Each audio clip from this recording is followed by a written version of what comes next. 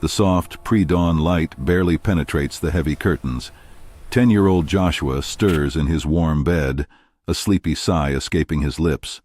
A gentle hand ruffles his hair.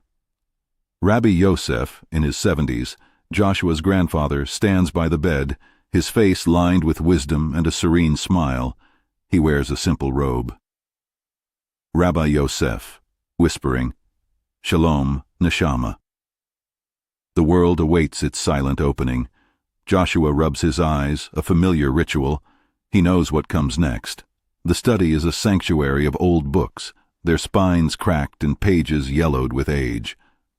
The air smells of parchment and a hint of warm tea. A single lamp casts a soft glow over a large, ancient wooden desk. Joshua sits opposite his grandfather, a steaming mug of mint tea between them. He watches, fascinated, as Rabbi Yosef meticulously sharpens a quill. Rabbi Yosef, his voice a calm rumble. "Tell me, Habibi, what is the difference between a river and a pond?" Joshua, still half asleep, thinks hard. "Joshua, a river flows, and a pond just stays?" "Precisely. And what happens to a pond that never flows?" Rabbi Yosef asked. "It gets murky, stagnant. So it is with a life, Joshua.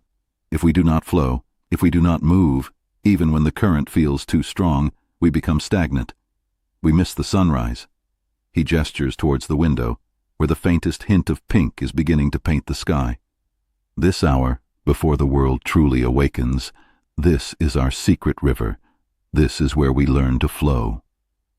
This wasn't just a morning routine, it was the genesis of a profound understanding, a 7-year apprenticeship in the art of self-mastery. Joshua didn't know it then, but these quiet early hours were forging the bedrock of an unstoppable consistency, a hidden strength that would shape his entire destiny.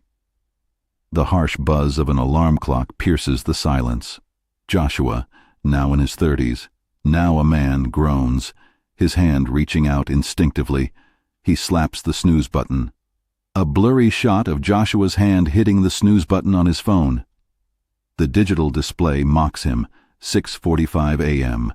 His bed is a tangled mess of sheets, his face etched with the familiar weariness of someone perpetually behind. He eventually drags himself out of bed, the morning already feeling like a race he's losing. His apartment is cluttered, a metaphor for his life. Unfinished projects litter his desk. A gym bag sits unopened in the corner, and a half-read book lies on his nightstand. I was caught, trapped in a loop. Every night, grand ambitions. Every morning, the sweet, insidious pull of the snooze button. My life, outwardly ordinary, felt adrift. Not broken, not failing, but definitely not flowing.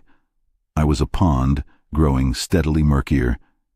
He showers, dresses, and rushes out the door, grabbing a quick, unhealthy breakfast on the go. The day has barely begun, and he already feels defeated. Joshua navigates the bustling streets, a face in the crowd. He sees others, vibrant and purposeful, and a pang of something akin to envy, but mostly just longing, hits him.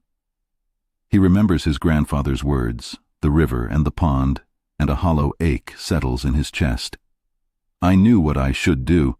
I had the books, the podcasts, the fleeting bursts of motivation. But they were like sparks on damp wood, brilliant for a moment, then gone, leaving behind only smoke. The concept of discipline felt like a heavy chain, something imposed, a punishment, not a path to freedom. One evening, staring at his reflection in the bathroom mirror, something shifts.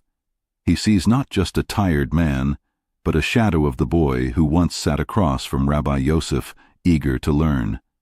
It was like a whisper from the past, a memory of old leather and mint tea, the quiet hours, my grandfather. He walks into his living room, now seeing the clutter with new eyes. He picks up a framed photograph from his desk. It's a picture of him, as a boy, sitting next to his grandfather in the old study. The morning light streams through the window.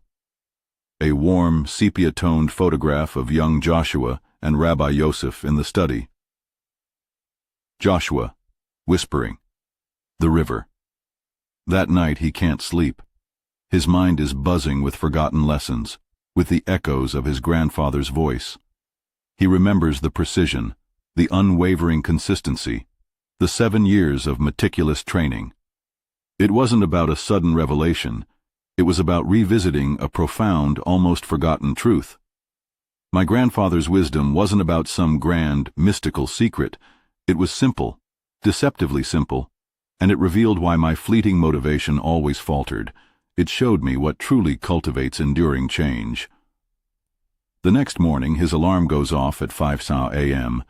He opens his eyes, a strange sense of anticipation rather than dread stirring within him. He doesn't hit snooze. He gets up. The apartment is silent. Joshua makes himself a cup of tea. He pulls out a clean notebook and a pen. He sits at his desk, the space now cleared, and looks out the window at the pre-dawn darkness. This wasn't just about waking early. It was about something far deeper, a legacy, a precise, actionable framework for building life-changing discipline, a system that seamlessly blended ancient wisdom with practical, modern application.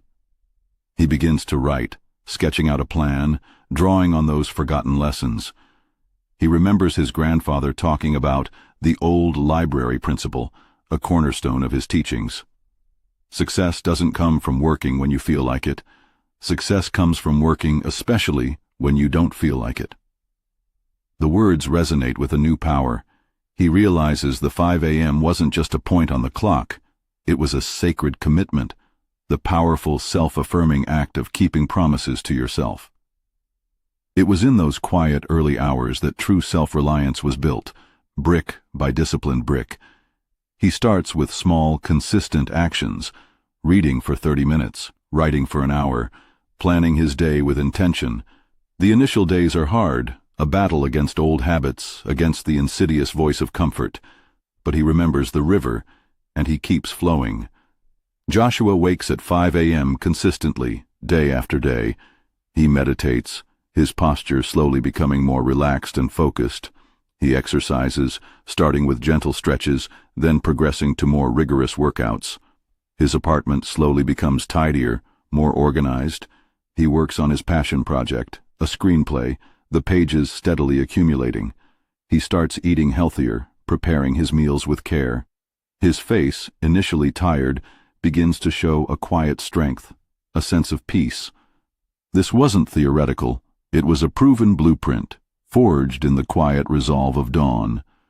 It moved me beyond the fleeting highs of motivation and into the steadfast power of habitual action. Discipline wasn't a burden. It was a pathway.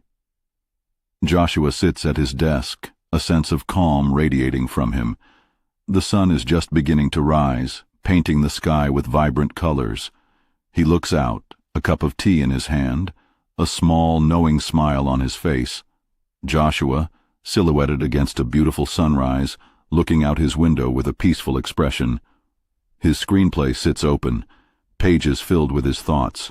He closes it, satisfied. He feels energized, purposeful.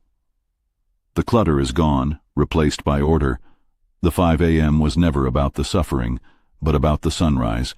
It was about choosing to be a river, to flow, to move. It changed not just my mornings, but the entire trajectory of my life. It was the greatest gift my grandfather ever gave me, the gift of myself. See you in our next video, and please do check out other videos on this channel. Thanks.